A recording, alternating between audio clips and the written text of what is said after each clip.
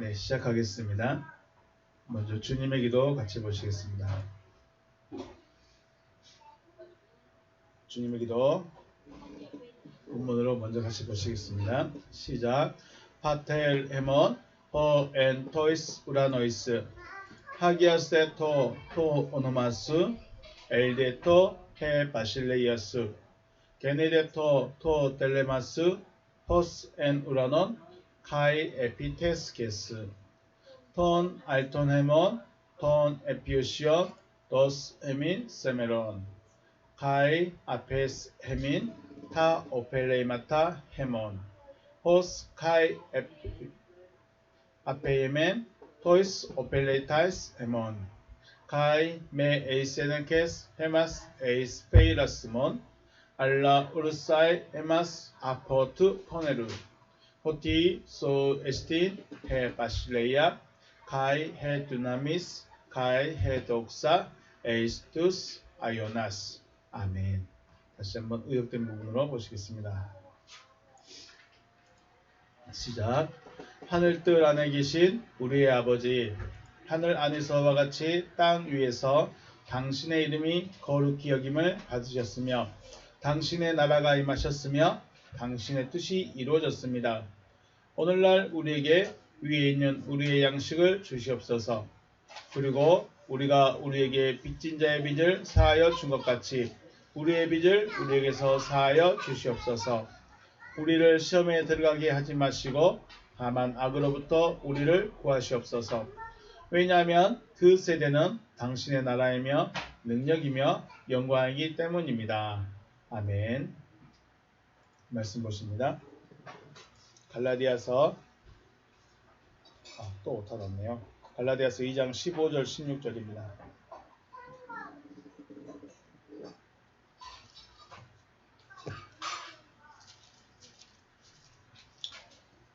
갈라디아서 2장 15절과 16절 말씀.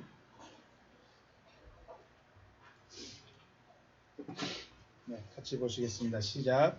우리는 본래 유대인이요 이방 죄인이 아니로되 사람이 의롭게 되는 것은 율법의 행위로 말미암음이 아니요 오직 예수 그리스도를 믿음으로 말미암는 줄 알므로 우리도 그리스도 예수를 믿나니 이는 우리가 율법의 행위로서가 아니고 그리스도를 믿음으로써 의롭다함을 얻으려 함이라. 율법의 행위로서는 의롭다함을 얻을 육체가 없느니라. 아멘. 할렐루야. 주님의 이름으로 축복하고 사랑합니다. 네. 하나님은 창세기를 시작하면서부터 계시록까지 하나님의 뜻은 동일하십니다. 하나님께서 우리를 향하신 목적, 우리를 향하신 목표 혹은 우리를 향하신 계획 동일하다는 것입니다. 다만 시대적으로 하나님의 뜻을 표현하는 것이 다를 뿐인 것이죠. 그 중에 가장 핵심은 예수님께서 말씀하신 가장 큰 핵심은 뭐냐면 씨입니다. 씨. 순화해서 조금 더 쉽게 표현해서 자손이죠. 자손. 하나님은 씨를 뿌리는 분이고 또 하나님은 아들을 낳는 분이시다. 그래서 하나님을 우리는 아버지라 부르고 있는 것입니다. 창세기 5장에서는 아담부터 노아까지의 자손이 기록되어 있습니다. 아담의 자손들이죠. 또 창세기 11장에서는 노아부터 아브라함의 아버지 데라까지의 자손을 기록하고 있습니다. 노아의 자손들을. 이 족보는 단순한 누가 누구 낳대가 아니고 믿음의 계보를 따라가는 족보입니다. 그러므로 이 족보가 내 족보가 되고 또 내가 거기에 들어가야 한다는 것이죠. 우리가 씨라고 생각하면 씨는 씨를 맺는 작물의 모든 속성을 그대로 압축되어 있는 것이죠. 그래서 콩 심은데 콩이 나고 팥 심은데 팥이 나는 겁니다. 호박을 심으면 호박씨를 심으면 호박이 날 수밖에 없습니다. 그게 씨라는 것의 특징이죠. 씨는 그 부모되는 작물의 모든 정보, 모든 속성이 그대로 가지고 있습니다. 거기에 뭐까지 들어가냐면 생명력까지도 들어가 있죠.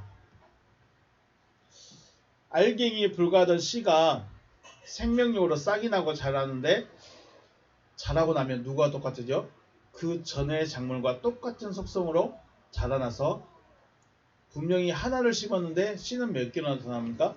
30배, 60배, 100배 나타나는 거죠. 그런 걸 봤을 때 우리 사람들도 분명히 자손을 많이 남겨야 되지 않을까. 자손을 남기는 것이 하나님의 뜻의 한 부분이 아닐까 하는 생각을 해보게 됩니다. 그래서 씨라는 것은 이런 특징을 가지고 있죠. 자기 부모의 속성, 자기 부모의 유전자, 그것을 그대로 가지고 또 똑같은 자기를 만들어내는 것이죠. 이게 족보입니다. 이게 하나님께서 우리에게 지금 하시고 싶은 계획을 이 족보를 통해서 우리에게 말씀하시는 거죠. 너의 자손, 네 자손. 그러니까 육신의 자녀를 많이 낳으라는 것도 이야기될 수 있겠지만 내 자손이에요. 육신의 자녀는 아내와 저와의 관계에서 나오는 것이고 내 자녀는 내가 생산해내는 겁니다. 내가 내 자녀를 어떻게 생산할 거예요? 나 혼자. 어떻게 생산해낼까요? 그게 하나님의 뜻인 것이죠. 아브라함의 조상, 아브라함은 우리가 믿음의 조상 혹은 믿음의 아버지 또 믿음의 시작이라고 합니다. 아브라함을요. 여호와 하나님은 아브라함에게 말씀을 주셨고 아브라함은 그 말씀을 믿었습니다. 그리고 이삭을 번제로 드리고 나서 하나님께서 다시 한번 말씀을 주시는데 뭐라고 하면 내가 내게 큰 복을 주고 네 씨가 크게 번성하여 하늘의 별과 같고 바닷가의 모래와 같게 하리니 이는 네 씨가 그 대적의 소문을 차지하리라. 또 네 씨로 말미암아 천하 만민이 복을 받으리니 이는 네가 나의 말을 준행하였음이니라 하셨다 하니라 라고 하십니다. 우리 복이 뭘까요? 우리가 생각하는 복은 뭘까요? 가장 큰 복이 뭘까요? 뭐 사람마다 생각하는 게 다를 수 있겠죠. 돈이 많은 사람? 아니면 내가 노력한 대로 되는 사람? 재산이 많은 사람? 자녀가 많은 사람? 아니면 정말 건강하게 하늘의 부르심을 받을 때까지 총명하게 건강하게 살아가는 거, 이것도 다 복일 수 있겠죠. 그런데 이건 누가 생각하는 복입니까? 내가 생각하는 복입니다. 우리가 생각하는 복이에요. 인간이 생각할 때 복은 건강한 거, 잘 사는 거, 문제 없는 거, 걱정 없는 거, 근심 없는 거, 하는 일 잘 되는 거, 이것들이 복일 것입니다. 그럼 하나님의 입장에서 복은 뭘까요? 하나님께서 우리를 향해서 보시는 복은 뭘까요? 여러분이 가장 원하는 것이 되어지는 게 여러분의 복이라면 하나님께서 우리를 향한 가장 큰 복은 뭐냐면 내가 하나님의 아들이 되어버리는 겁니다. 우리 가끔 신데렐라라는 그 동화를 알고 있죠. 그렇게 구박받고 그렇게 괴로움 당하던 아가씨가 유리구두 하나 잘랐다 가지고요. 신부이 바뀌어버리죠. 신부이 바뀌어버려요. 신데렐라. 어느 날 눈 떠보니까 갑자기 왕비가 돼 있어버리는 겁니다. 우리는 이걸 뭐라고 그래요? 복받았다라고 그러죠. 지금도 이런 게 있죠. 그런데 이 존재가 바뀌어버린 자체가 우리에게 가장 큰 복인 거죠. 물론 돈 많은 것도 줄 수 있고 건강한 것도 줄 수 있어요. 그러니까 내 존재가 자체가 바뀌어버리는 것이 하나님의 입장에서 우리에게 복으로 임명해 주신 거예요. 그래서 우리가 복 받았습니다 라고 말하는 것은 돈을 많이 벌었네, 사업이 잘 되네, 이게 아니라 하나님의 입장에서 복은 내가 너를 완전히 신분을 바꿔버렸다. 너는 신분이 정체성이 완전히 바뀌어진 상태 자체가 복이다. 그래서 아브라함이 뭐예요? 왜 복의 근원일까요? 아브라함이 처음부터 복의 근원일까요? 아니요. 하나님께서 다 시험을 통과하고 나니까 너로 인해서 복을 받겠다. 네가 복인 거예요. 네가 복의 근원이에요. 그러니까 아브라함은 복의 근원이에요. 아브라함 때문에 다른 사람이 복을 받아요. 왜 그럴까요? 우리 샘물 있죠. 샘물. 단순히 샘물이 아니에요. 샘의 근원은 단순 자기만 좋은 것이 아니라 이 물이 흘러가서 마시는 자마다 살기 때문에 샘의 근원이 중요한 거예요. 복의 근원이라는 것은 단순히 돈 많이 벌었네, 나 때문에 내가 너한테 빚 좀 지고 살자, 네 옆집에 좀 살자, 이런 의미가 아니에요. 아브라함 때문에 누군가가 복이 되는 거예요. 우리가 뭐예요? 복의 근원이란 건 뭐예요? 나 때문에 누군가가 복이 돼야 돼요. 이게 복인 것이죠. 그래서 쉽게 말하면 우리가 복의 근원을 만드는 거죠. 아브라함은 복의 근원입니다. 믿음의 근원입니다. 그러면 아브라함을 통한 모든 사람들은 다 똑같은 복을 받는 거죠. 아브라함의 근원을 통해서 또 근원이 되는 거고요. 자, 아브라함의 약속은, 하나님께서 아브라함에게 하신 약속은 언제 이루어질지 모르는 약속이었습니다. 사람이 보이지 않고 언제 나타날지도 모르는 그 약속을 믿을 수 있을까요? 실질적으로 아브라함의 자손이 나타난 건 몇천 년이에요. 이삭이 아브라함의 자손은 아니죠. 이삭은 사라와의 관계에서 나온 약속의 아들이에요. 아브라함의 자손은 아브라함의 몸에서 나온 자예요. 이해가 되시죠? 이게 다릅니다. 이삭은 뭐예요? 아브라함과 사라의 관계에서 나오는 아들이 이삭이고, 아브라함 혼자 낳는 자손이 있어요. 그러니까 아브라함의 믿음의 계보를 따라가서 아브라함의 그 믿음으로 낳은 자식이 있어요. 그 자손이 누구라고요? 그가 그리스도예요. 그가 그리스도예요. 이 그리스도는 이 사라와의 관계가 아니에요. 아브라함의 믿음을 따라가는 거예요. 근데 몇 년 있다 나타나요? 아브라함이 죽어지고 100번 죽고 1000번 죽고 4000번을 죽고 나서, 4000년이 아니라 4000년이 지나고 나서 나타나죠. 이게 뭘 말하냐면, 하나님의 약속은 아브라함의 입장에서는 언제 나타날지 몰라. 언제 일어날지도 몰라요. 근데 그 일을 믿었다는 거예요. 믿을 수 있었을까요? 여러분이 육신이 땅에 썩어지고 여러분의 후에 4000년 후에 일어날 일을 볼 수 있어요? 그게 믿어질까요? 실상은 안 믿어져요. 나는 그냥 제가 손자라도 봤으면, 손자라도 좀 봤으면 끝나는 거예요. 그런 만족이에요. 그런데 아브라함은 언제예요? 4000년 후에 있을 일, 물론 연수도 모르죠. 그걸 바라봤다는 거예요. 그리고 그걸 믿었다는 거예요. 어떻게 이렇게 있을 수 있을까요? 되어지지도 않을 일, 나와 상관이 없을 것 같은 그 일을 하나님이 약속하셨고, 아브라함은 그걸 믿었다는 거예요. 여러분에게 일어날 것 같지 않고 여러분하고 상관없을 것 같은 그 일을 하나님이 말씀하셨고 그걸 믿으라는 거죠. 그런데 재미있는 게 뭐냐면, 이것을 하나님의 믿음을 아브라함에게 넣어주신 것이죠. 쉽게 말해서 하나님이 4000년 후에 하실 일을, 그 계획을 아브라함의 마음에다가 넣어버렸어요. 그러니까 아브라함은 이게 돌아보니까 그냥 믿어지는 거예요. 그래서 믿음이에요. 내가 믿고 싶은 믿음은 안 돼요. 왜냐하면 우리는 4000년이 아니라 지금 내일 당장이라도 빚이 없으면 좋겠고, 당장이라도 좀 건강이 회복됐으면 좋겠고, 그걸 말하지 4000년 후에 내가 건강하게 될 것이다 믿어질까요? 그걸 바라게 될까요?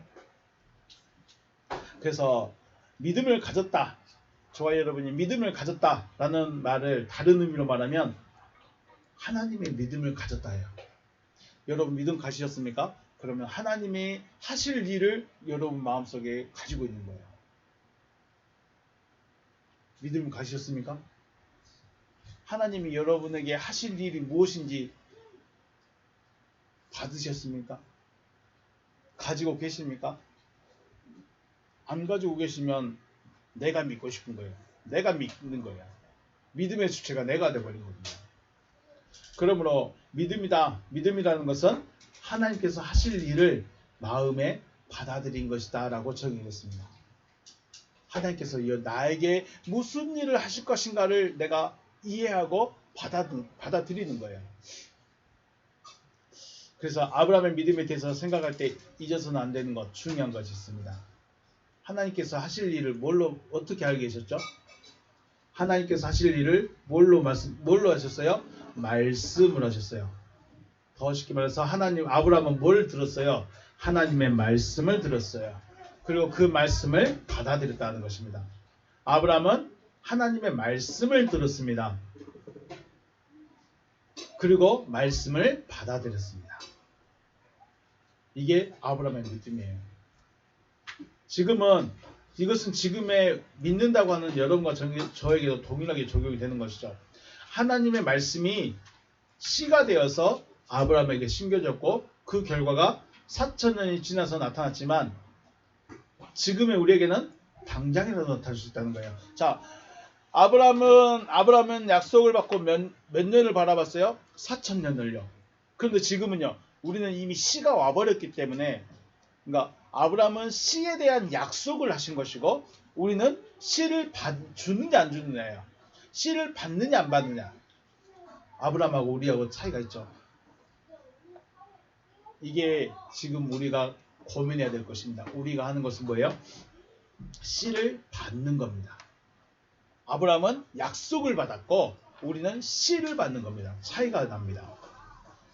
왜냐하면 우리는 하나님의 씨가 나타났기 때문이죠. 하나님의 씨라는 것은 하나님께서 하신 말씀 자체. 그죠?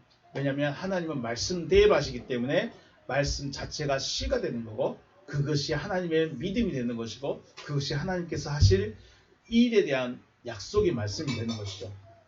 그리고 이 말씀을 우리는 뭐라고 부릅니까? 그리스도라고도 부릅니다. 또 성령님이라고도 부릅니다.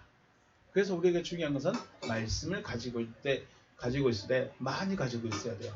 왜냐하면 우리의 속성은 어둠이에요. 어둠 속에 촛불 하나 켜는 것은 큰 의미가 없을 수 있어요. 언제든지 꺼질 수 있어요.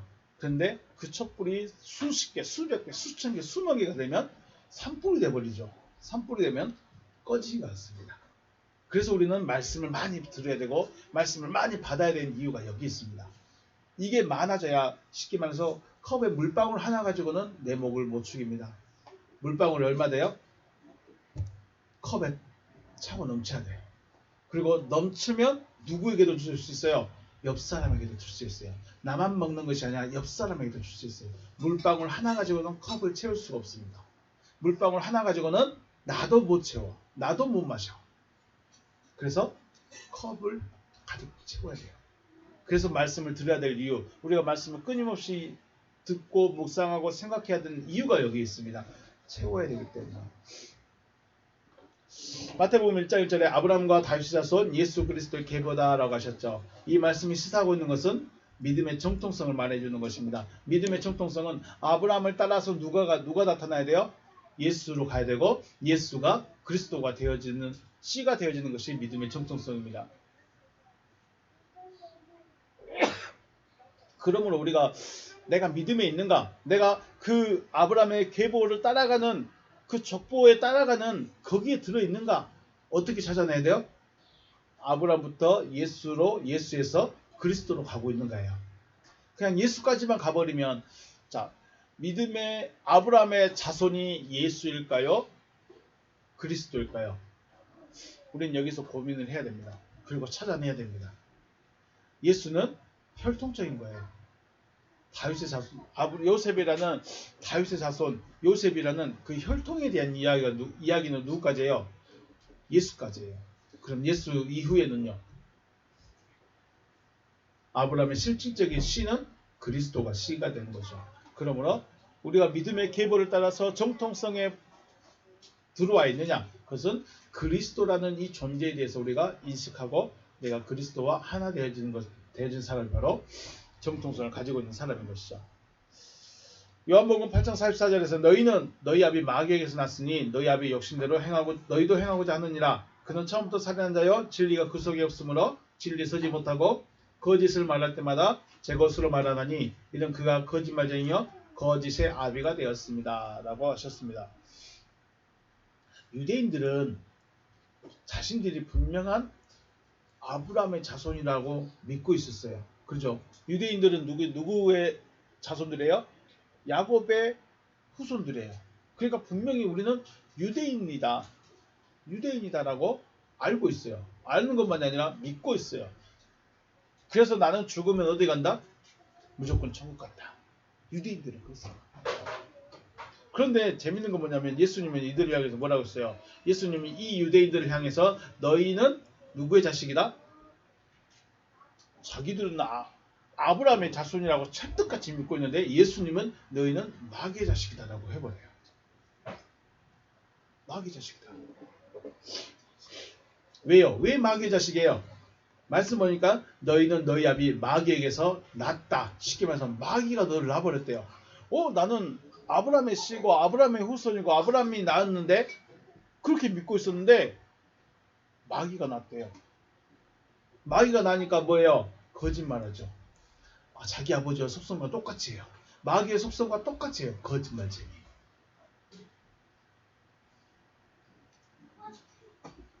유대인이라고 하지만 아브라함의 씨, 즉 하나님께서 하실 일에 대한 말씀, 약속을 가지고 있지 않는 믿음이기 때문에 마귀의 자식인 거죠. 유대인다운 것은 아브라함의 믿음의 정통성을 가지고 있어야 합니다. 유대인이 유대인으로서 살아가려면, 유대인이 되려면 아브라함의 믿음을 가지고 있어야 돼요. 그리고 아브라함의 씨를 가지고 있어야 돼요. 아브라함의 속성을 그대로 가지고 있어야 돼요. 그런데 유대인에게는 그것이 아무것도 없다는 거예요. 그러므로 육신의 혈통으로는 분명히 아브라함의 자손인데 하나님은 이들을 향해서 너희는 마귀 자식이다라고 해요. 이게 참 문제된 일입니다. 분명히 육신의 혈통으로는 뭐예요? 아브라함의 자손 유대인이에요. 그런데 예수님이 볼 때 너희는 마귀에게 있습니다. 단순히 혈통이 히브리인 혹은 이스라엘 사람이라고 해서 믿음의 정통성을 가진 것이 아니라 하나님의 말씀을 가지고 있어야 유대인이며 아브라함의 자손인 것입니다. 하나님의 말씀을 가지시길 주의 이름으로 축복합니다. 하나님의 말씀을 여러분 안에 심겨져 있기를 주님의 이름으로 축복합니다. 그러므로 씨를 가지고 있는 자, 곧 하나님의 말씀을 하나님께서 하시겠다고 하시는 그 일에 대한 말씀을 가지고 있는 자가 유대인인 것이죠. 저와 여러분이 영적 유대인으로 나타나시기를 주님의 이름으로 축복합니다. 영적 유대인이 돼야 돼요. 혈통은 그래서 요한복음에서 말합니까? 요한복음에서 뭐라고 말씀하셨습니까? 제가 요한복음 1장에서 말씀하시죠. 1장 13절 12절 영접하는 자 곧 그 이름을 믿는 자들에게는 하나님의 자녀가 되는 권세를 주셨다. 영접하면 하나님의 자녀가 돼요. 13절 이는 혈통으로나 육적으로나 사람의 뜻으로 나지 않냐고 오직 하나님께로부터 난 자들이다 라고 하시죠. 혈통이 문제가 아니에요. 혈통이었다면 우리는 하나님의 백성에 못 들어가요. 들어갈 수가 없어요. 우리는 하나님과 상관이 없어요. 약속과도 천국과도 우리는 상관이 없는 자들이에요. 그런데 영접함으로 인해서 우리는 내가 유대인이 되어버린 것입니다. 자, 오늘 그 이야기입니다. 2장 15절 갈라디아서 2장 15절 말씀. 우리는 본래 유대인이요 이방 죄인이 아니다. 여기서 우리는 이 생각을 많이 하셔야 됩니다. 보십니다. 헤메이스 우리는 피쉐이 우리의 본성은 이우다이오이 유대인들이다. 본성이 유대인이랍니다. 칼 욱 엑시 에드넌 하말토로이 이방 죄인에게 속하지 않았다라고 하시죠. 우리는 본성이 유대인들이다. 그리고 이방 죄인에게 속하지 않는다. 왜 본성이라고 그랬을까요? 본성은 아브라함의 믿음을 이어받은 자들의 속성을 가지고 있는 것이 본성입니다. 그런데 지금 바울은 누구에게 편지를 쓰고 있는 거예요? 갈라디아 교회들에게 편지를 쓰고 있어요. 갈라디아는 이스라엘 밖의 지역으로 이방인입니다. 쉽게 말해서 갈라디아 지역 사람들은 아브라함의 자손이 아니에요. 혈통적으로 아브라함의 자손들이 아니에요. 혈통적으로 아브라함의 자손이 아니기 때문에 본성이 유대인이에요, 아니에요? 본성이 유대인이 아닌 거예요. 그런데 바울은 갈라디아 교회를 향해서 우리는 너와 나는 본성이 유대인이다 라고 말해요. 이게 뭘 말하고 싶을까요? 혈통을 말하는 걸까요? 아니면 우리 마음에 있는 걸 가지고 말하는 걸까요? 마음에 있는 걸 가지고 말하는 거예요. 그래서 중요합니다. 그냥 우리가 봤을 때는 우리는 원래 유대인이다 그러면은 나는 한민족인데 이래 버리는 거예요. 말이 안 맞는 거예요. 자, 푸시의 말씀 보니까 저 단어 뜻 보니까 푸시의 보니까 성질, 성향, 뭐 본성 이런 뜻을 가지고 있습니다. 그 유래가 피오에서 유래됐는데 내뿜다. 그러니까 내뿜는다는 게 무슨 말일까요? 우리는 가만히 있어도 내 속성이 나와요. 말투, 눈빛, 행동에서 내 속에 있는 속성이 나의 원래의 나를 나타나는 거죠. 내뿜게 되는 거죠. 뭐 또 자라나다 이런 말을 가지고 있습니다. 그래서 번성이라고 말하는 것은 자연적으로 타고난 재능이나 특성이나 성질이나 성품이나 이런 것들을 번성이라고 말하는데 다른 표현으로 말하면 푸시에는 성품이라고도 말합니다. 성품.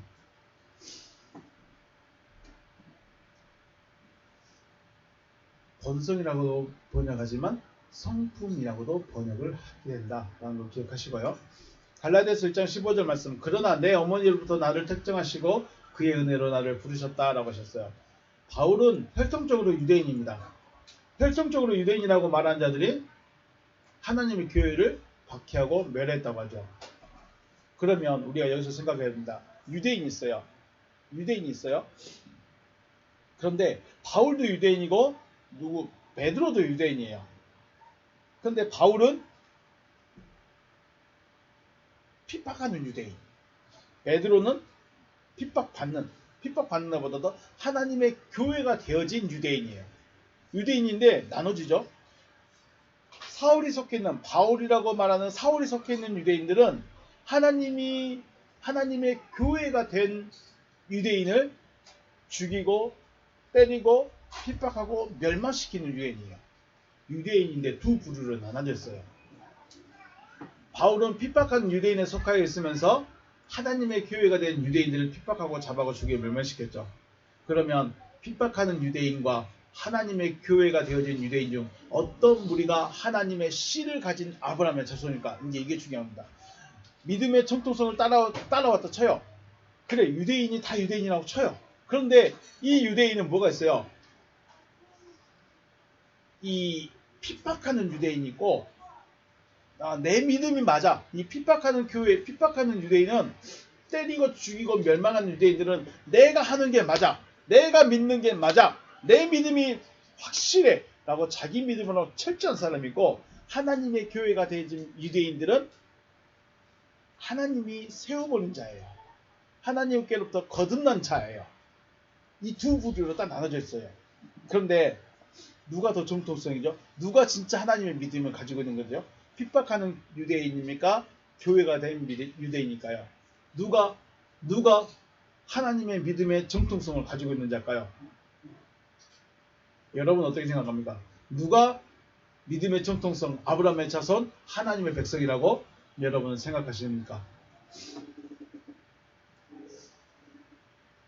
만약 하나님의 교회가 되어진 유대인을 핍박하는 유대인이 하나님의 씨를 가진 아브라함의 자손이었다면 하나님께서 바울을 핍박하는 유대인 무리에서 이끌어냈을 필요가 있었을까요? 없었을까요? 이게 뭔 말이냐면 원래 바울은 지금 어디 들어있어요? 핍박하는 교회의 무리에 들어있어요. 그런데 여기가 정통성이고 이 사람들이 진짜 하나님의 믿음을 가진 자들이고 이게 진짜로 아브라함의 자손인 유대인들이라고 했으면 하나님께서 이 핍박하는 교회에 속해 있는 핍박하는 유대인에 속해 있는 바울을 꼭 집어가지고 너 이리 와 해가지고 옮겨놨을까요? 안 옮겼을까요? 옮길 필요가 없죠. 왜요? 여기가 정통성이니까. 그런데 하나님이 바울을 콕 집어가지고 하나님의 교회가 된 이 유대인들 무리에다 끼워 넣어버렸어요. 왜 그랬을까요? 물론 여러 가지 말할 수 있겠지만 중요한 거는 핵심은 그거예요. 이 핍박하는 유대인들은 정통성 믿음이 아니라는 거예요. 하나님을 믿는 믿음을 가지고 있지 않다는 거예요. 그래서 바울을 끄집어 내버렸다는 거죠. 제가 왜 갈라디아서 1장 15절 말씀을 읽었냐? 내 어머니의 태로부터 나를 택정하시고 그의 은혜로 나를 불렀다는 이 말이 뭐냐면 아브라함 바울을 어디서 끄집어냈어요? 핍박하는 교회의 유대인 무리에서 뽑아냈어요. 그리고 이방인의 사도로 세우게 되는 거죠. 그러므로 믿음의 정통성이다. 혹은 진짜 유대인은 어디예요? 하나님의 교회가 되어진 이 유대인들이 진짜 믿음의 정통성을 가지고 있고 하나님의 믿음을 가지고 있고 아브라함의 믿음을 가진 아브라함의 자손들인 것이죠.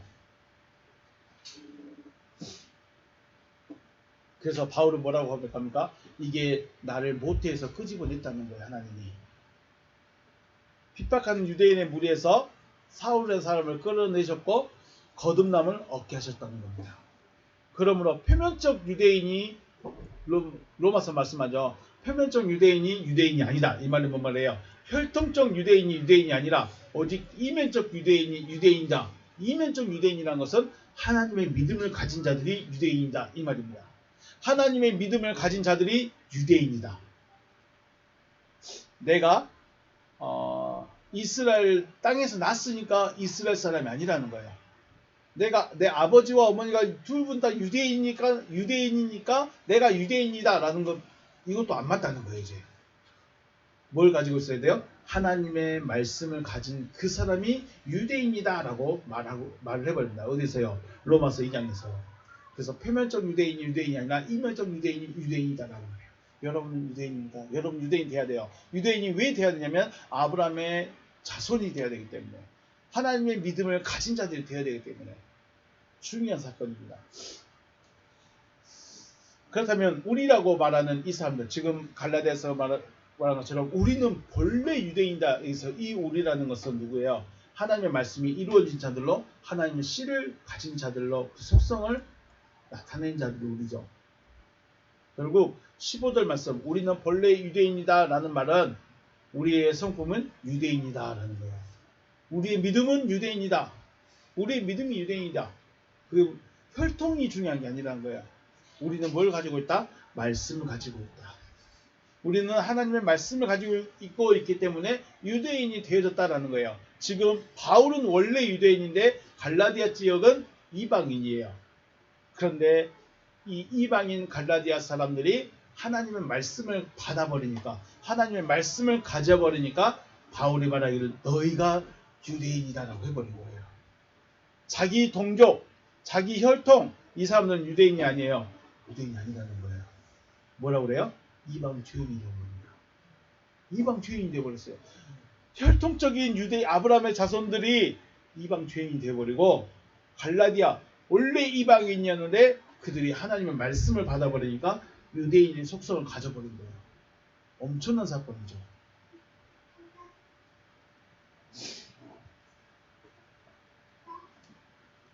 이방 죄인이라는 말은 바로 혈통적으로 아브라함의 자손이라 할지라도 하나님의 말씀을 가지고 있지 않다면 죄인이 된다라는 것입니다. 여러분과 저도 믿는다고 합니다. 믿는다라고 하는데 믿는다라고 하면 누구의 자손? 아브라함의 자손 혹은 하나님의 백성이라고 말하게 되는데 언제 하나님의 백성이라고 말할까요? 왜 하나님의 백성이라고 말할까요? 우리는 증거를 가지고 있죠. 세례를 받았습니다. 나는 세례를 받았으니까 하나님의 백성입니다. 나는 교회를 어릴 때부터 다녔으니까 하나님의 백성입니다. 나는 모태신앙이니까 하나님의 백성입니다. 나는 11조를 열심히 내고 있으니까 하나님의 백성입니다. 나는 모든 예배를 다 참석하니까 하나님의 백성입니다. 이제 아니라는 거예요.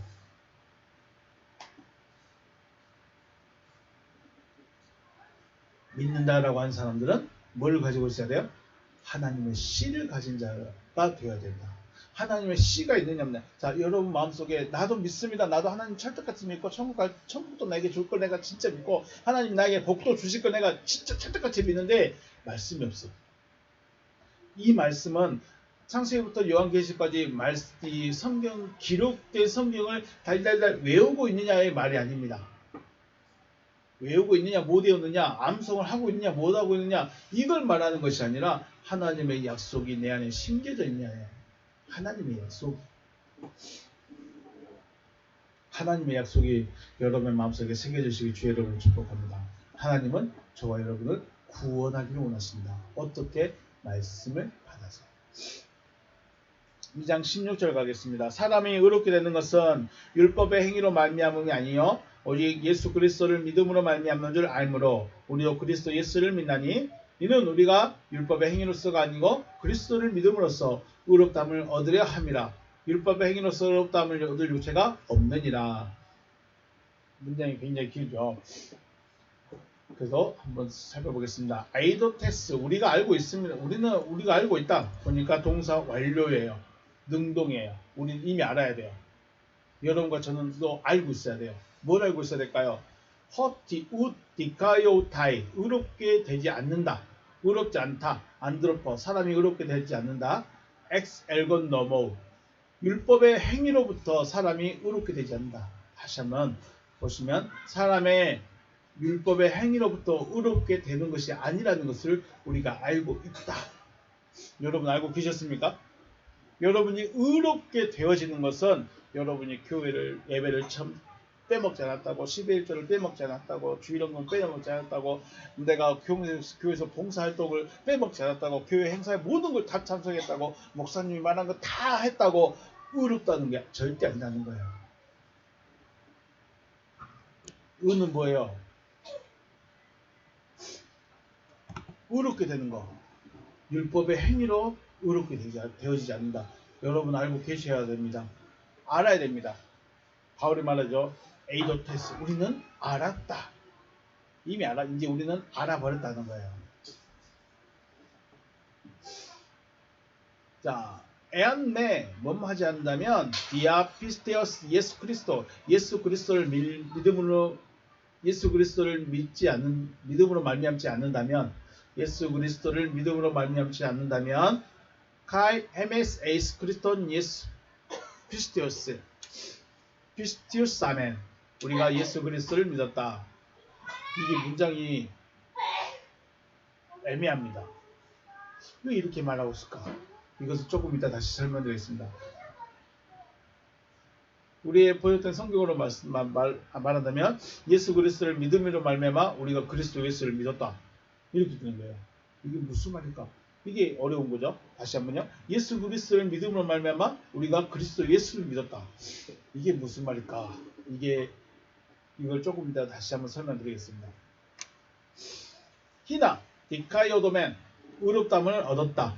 여기도 동사 보면 수동태이죠. 의롭다함을 얻었다는 것은 누군가가 도장을 찍어줬다는 거예요. 너 잘했어 하면서 도장을 쾅 찍어줬다는 거 수동태입니다. 엑 피스테오스 크리스토 그리스도의 믿음으로 의롭다함을 얻는 거예요. 우리의 믿음으로 내 믿음으로 의롭다함을 얻는 것이 아니라 누구의 믿음으로요? 그리스도의 믿음으로 의롭다함을 얻게 된다는 거예요. 카이 욱 엑시 엘건 넘어 율법의 행위로부터가 아니고 그리스도를 믿는 믿음으로 말미암아 의롭다함을 얻게 된다. 라고 말하고 있습니다. DOT 우 디카요데세타이 여기서도 마찬가지입니다. 수동태입니다. 의롭다함을 받는 것은 엑시 엘건 넘어 율법 행위로부터 의롭다함을 받을 수가 없다. 바사 사르크 모든 육체는 율법의 행위로부터 의롭다함을 받는 것이 아니다. 라고 말하고 있습니다. 바울 서신에서 가장 많이 사용되는 말 중에 한마디가 바로 의롭다라는 것입니다. 의다, 의인, 의롭다. 바울이 가장 강조하고 말해주고 싶은 것이 바로 의롭다는 말일 것입니다. 의롭게 되어야 되는 것이 무엇이기에 바울이 이렇게 말하고 있을까? 우리는 생각을 해봐야 되겠죠. 바울은 의롭게 되는 것을 상당히 강조하고 있습니다. 첫 소절입니다. 에이도테스 오티우디카요타이 안드로포스 엑스 엘건 너머 사람이 율법의 행위로부터 의롭게 되어지는 것이 아니라는 것을 우리가 알았다. 이 말은 사람이 의롭게 되어져야 한다는 말을 강조하고 있죠. 사람이 의롭게 되어져야 되는 것을 말하는데 율법의 행위로 의롭게 되어질 수 없다는 것을 다시 한번 말하고 있습니다.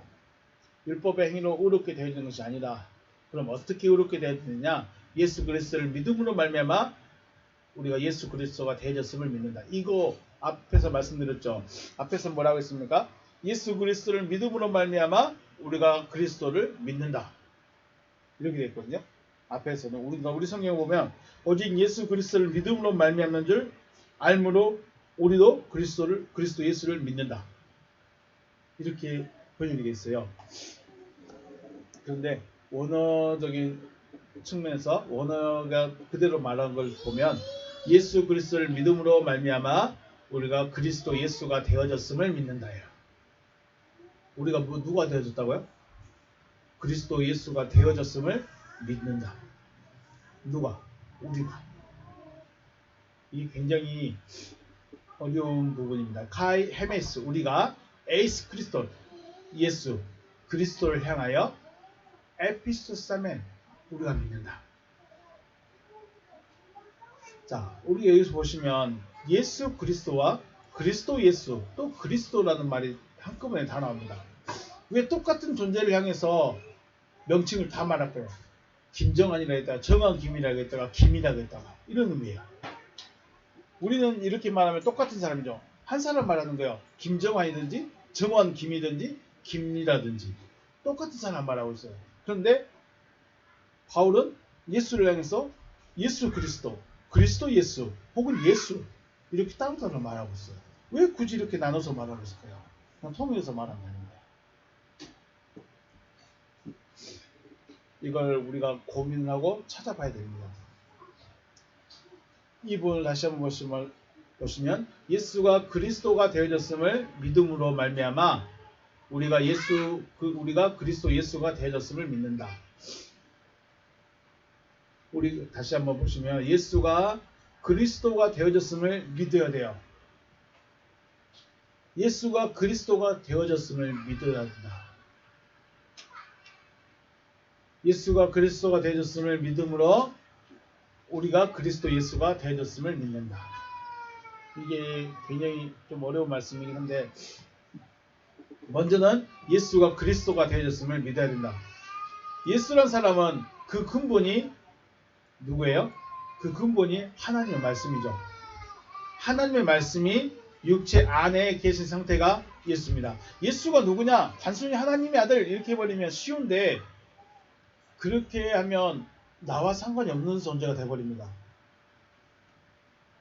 왜냐하면 나는 2000년 전에 예수를 만날 수 없기 때문에. 예수란 사람은 육체 안에 하나님의 말씀을 가지고 있는 사람이에요. 이 사람이 예수예요.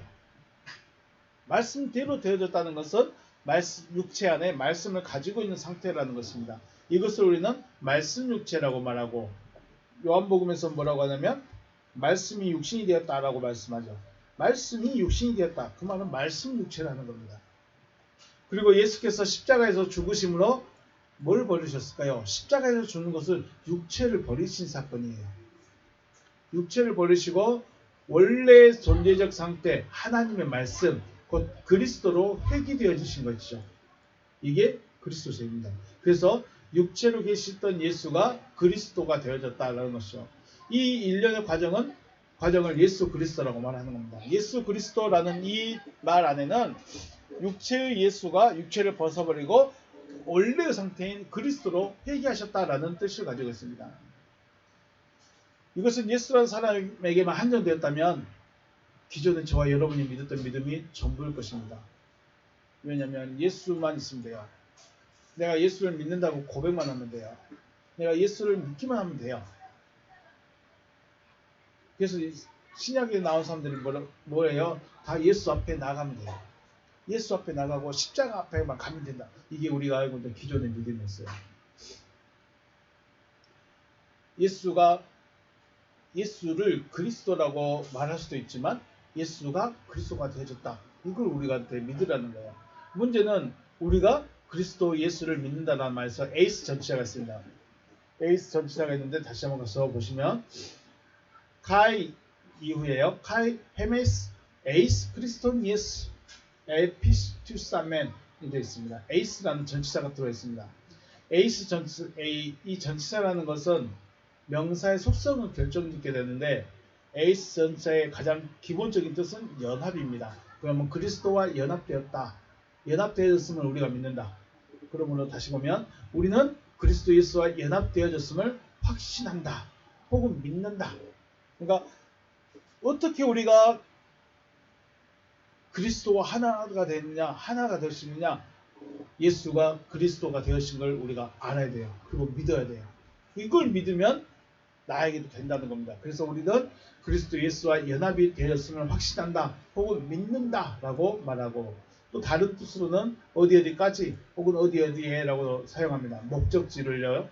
그렇다면 우리는 그리스도 예수의 속으로 목적지로 들어갔음을 확신한다. 믿는 자는 바로 이 상태입니다. 그리스도 예수 안에 들어가 버리는 것.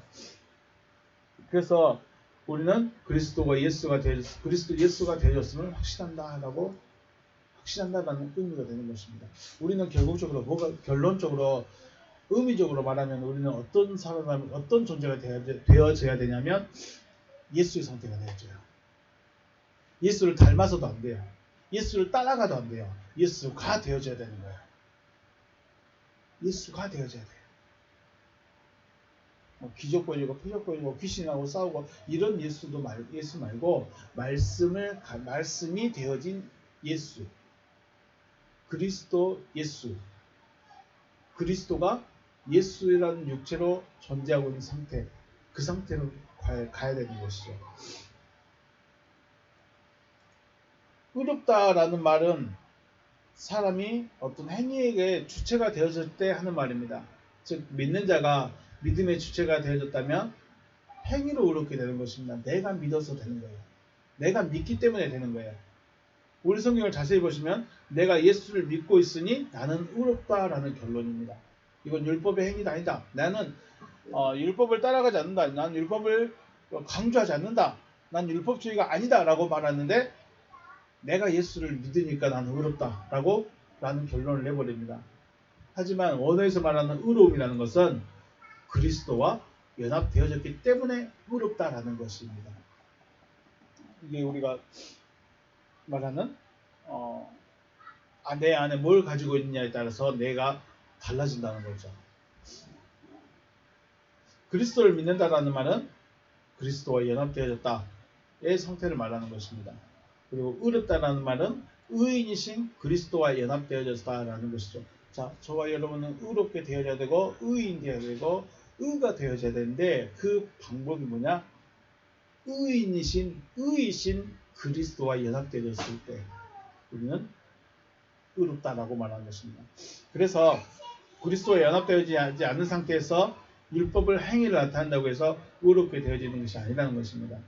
결국 사람이 의롭게 되어져야 되는데 의롭게 되어지는 것은 그리스도와의 연합이 되어졌을 때 의롭다라고 말하는 것입니다. 그러면 다시 한번 결론으로 나갔으면 우리가 하나님께서 네가 의롭구나라고 도장을 받으려면 내가 그리스도와 하나 되어졌을 때 의롭다 받는 것입니다. 쉽게 말해서 그리스도와 결혼했을 때, 그래서 신랑이신 그리스도와 신부인 내가 한 몸이 되어졌을 때 하나님께서 이제 너희는 부부야 하고 딱 도장을 찍어준다는 것입니다.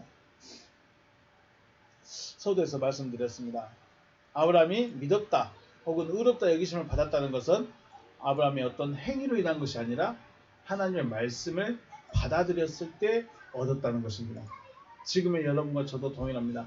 우리는 의롭다심을 얻어야 됩니다. 의롭다심을 얻는다, 구원을 얻는다, 생명을 얻는다, 거룩함을 얻는다, 다 똑같은 말인 것이죠. 그래서 의롭다심을 얻어야 되는데 이것을 하나님께서 너는 의이구나 라고 도장을 받아야 된다는 거예요. 하나님께로 도장받아요. 사람으로부터 도장받는 게 아니라 누구로부터 도장받습니까? 하나님께로부터 도장받는 것입니다. 의롭다 하심을 받는다는 것은 하나님의 말씀을 가지고 있느냐 가지고 있지 않느냐 이것의 문제이겠습니다. 착하고 선하고 양심적이고 공의롭고 정의롭고 지혜 있고 지식 있고 공감 능력 뛰어나고 상황 판단 잘하고 일 잘한다고 해서 의로움이 아니라 하나님의 말씀 곧 그리스도와 연합되어졌을 때 하나님께로부터 너는 의이구나 라고 도장을 얻을 수 있다는 것입니다. 그래서 사람으로부터도 아니고 사람으로 말미암은 것도 아닙니다. 오직 하나님께로부터 받는 겁니다. 의롭다 하시는 것은. 그래서 믿음이라는 것은 하나님께서 하실 일을 마음에 받아들이는 것, 이것이 믿음이고 이것이 되어지면 의롭다라고 되어집니다. 물론 처음부터 의인으로 말할 수는 없어요. 왜냐하면 앞에서 말씀드렸듯이 컵에 물을 채워야 되는데 한 방울 채워줬다고 야, 내 컵 다 찼다. 야, 내가 이 한 방울 마셔도 내가 목마름이 해결되겠다라고 말할 수는 없는 것입니다. 컵이 채워질 때까지 채워주면 아, 이제 진짜 의로구나, 이제 마셔도 되겠구나라고 말하는 것처럼 하나님께서 보낼 만한 자, 의인, 아들, 구원 얻은 자, 생명 가진 자라고 말할 수 있을 때는 바로 내 잔이 채워졌을 때, 내 잔이 차고 넘쳤을 때라고 말해준다는 것입니다. 이것도 내가 받아들이고 싶어서 받아들이는 것이 아니라 하나님께서 넣어주셔야 되는 것이죠. 다시 말씀드리지만 유대인이라면 혈통적 유대인이 아니고 하나님의 말씀을 가진 자, 곧 믿는 자가 유대인이라는 것입니다. 지난 시간에 말씀을 마지막에 이렇게 물었습니다. 왜 하나님을 믿어야 될까요? 왜 하나님을 믿어야 될까요? 복 받으려고. 근데 이제 의미적으로 보면 복이 되려고 믿는 거죠. 더 쉽게 표현하면 거듭나기 위해서 믿어야 합니다. 거듭나기 위해서. 거듭난다는 것은 다른 표현으로 말하면 의롭게 되시다라고 할 수 있죠. 거듭나는 것은 의롭게 되는 것입니다. 구원 얻는 것입니다.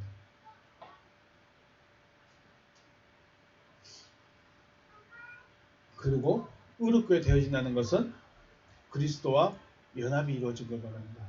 그리스도와 연합되어집니다. 우리가 성경을 보는데 왜 사람마다 다 다르게 이해하고 해석하고 있을까? 그것은 하나님의 뜻은 분명하며 하나님의 뜻은 구원입니다. 하나님의 뜻이 어디 있느냐 딱 정해져야 돼요. 구원으로 딱 정해져 있어야 돼요. 다른 표현으로 거듭남 혹은 의인, 아들, 거룩 이런 것들로 표현할 수 있죠. 하나님은 구원이라는 것을 설명하고 이해시키기 위해서 수많은 사건과 이야기로 말씀하시는데 재미있는 게 뭐냐면 직설적이지 않다는 것입니다. 하나님께서 아브라함에게 내가 4000년 후에 네 혈통을 통해서 예수라는 자가 나오고 그 예수가 그리스도가 될 것이다 라고 직설적으로 말했을까요? 아니면 그냥 하늘의 별같이 바다의 모래같이 네 자손들 많을 거야 라고만 해주는가요? 그러니까 교회만 나오면 다 하나님의 백성 아브라함 자손 돼버렸어요. 진짜가 없어져 버렸어요. 재밌는 게 뭐냐면 왜 하나님께서 직설적으로 말하지 않고 이렇게 수많은 이야기와 사건들로 말씀하고 있을까요? 쉽게 말하면 이게 비유인 거예요. 비유. 구원을 얻고자 하는 자만 얻게 하시려고 비유적으로 말씀하셨어요. 물론 성경이 다 비유라고 말하기는 어렵겠지만 대부분이 다 비유적인 성경입니다. 왜냐하면 그림이기 때문에. 그런데 재밌는 게 뭐냐면 어려운 게 뭐냐면 비유에 함정이 있어요. 비유라는 것에 함정이 있습니다. 듣고 생각하는 사람마다 해석과 이해가 달라요. 비유의 함정이에요. 자, 여기 보면 컵이 있습니다. 컵이 있는데 다 똑같은 방향에서 바라보고 생각할까요? 아, 저건 컵이구나. 그러면 자, 여러분이 지금 이렇게 앉아 계시는데 컵이 한쪽만 보인가요? 양쪽 다 보인가요? 모든 면을 볼 수는 없죠. 보이는 시각이 달라요. 그리고 저기에 뭐가 들었을까? 저거 나도 마시고 싶다. 아, 나 저거 별로 안 좋아해. 이 안에 들어있는 것을 바라보는 생각도 달라. 아, 컵을 왜 저 유리로 만들었지? 좀 불투명한 컵을 좀 쓰지. 손잡이가 달려있는데 손잡이 없는 머그컵으로 쓰지. 에이, 그냥 간단하게 물병 하나 넣으면 되지. 뭐 컵까지 쓰고. 수많은 생각을 다 사람마다 다르게 할 수 있습니다. 이게 뭐예요? 비유의 함정이에요. 하나님의 구원이 무엇이고 어떻게 이루어 가시는가를 생각하면 될 텐데 직설적으로 말씀하지 않고 그림자 혹은 비유로 말씀하셨기 때문에 각자가 생각하고 바라보는 것이 다 다르게 보인다는 거예요. 성경을 똑같은 성경, 똑같이 필사해서 똑같이 찍어내서 보고 있는데 사람마다 달라요. 왜 그래요? 하나님의 직설적인 표현이 아니기 때문에 비유를 해놨어요. 그러니까 보는 사람마다 시각 차이, 학력마다 학력이 가진마다 각자의 학력마다 성경을 해석하는 게 이해하는 게 달라요. 또 삶의 현장이 어떠냐에 따라서 성경을 이해하는 게 또 달라요. 내 마음의 상태에 따라서 성경이 또 달라요. 왜요? 이거 비유적인 거예요. 그래서 내 마음에 듣는 거예요. 내 마음에. 똑같은 성경인데 내가 나만 이해하는 거예요. 하나님의 직설적인 표현이 있다면 하나님이 이렇게 말씀하셨구나 하고 하면 되는데 사람마다 갖다 붙이는 것도 다르고 생각하는 것도 다른 거예요. 이게 뭐예요? 비유의 함정이에요. 하나님께서 무엇을 말씀하시고자 하시는지를 여러분 안에 확정적으로 세워져야 됩니다. 아브라함이 믿었다. 이것은 하나님이 하실 일을 그냥 하나님이 안에다 넣어버린 거예요. 그래서 이것저것 고민하지 않고 생각하지 않고 그냥 하나님이 하실 일을 바로 믿어버린 거죠. 그리하였을 때 흔들리지 않고 하나님의 약속만 바라볼 수 있었던 것입니다. 육적 유대인이 아닌 영적 유대인으로 하나님의 나라의 백성으로 세워지시기를 주님의 이름으로 축복합니다. 속성이 유대인이 되라는 거예요. 속성이 하나님의 말씀을 가진 자로 되라는 거예요. 그러면 의롭다는 거예요. 의롭다함을 받는다고 하는 것이죠. 말씀 끝에 보니까 율법의 행위로서 의롭다함을 얻을 육체가 없다. 의롭다함을 얻으려면 말씀을 가지라. 모태 신앙에도 평생을 교회 출석했어도 11조를 전재산으로 드렸어도 그건 의와 나와 상관이 없는 거예요. 하나님께 도장을 받기 위해서는 하나님의 말씀을 가지고 있어야 된다. 그 하나님의 말씀은 성경은 암송이 아니라 하나님께서 하실 일을 내가 마음에 가지는 겁니다. 하나님께서 하실 일을 그래서 확정적으로 내가 분명하고 확실하게 알고 있어야 된다는 것이죠. 여러분에게 하나님의 말씀이 심겨져서 하나님의 믿음으로 나타나시기를 주의 이름으로 축복합니다. 네, 오늘 여기서 마치겠습니다. 수고하셨습니다.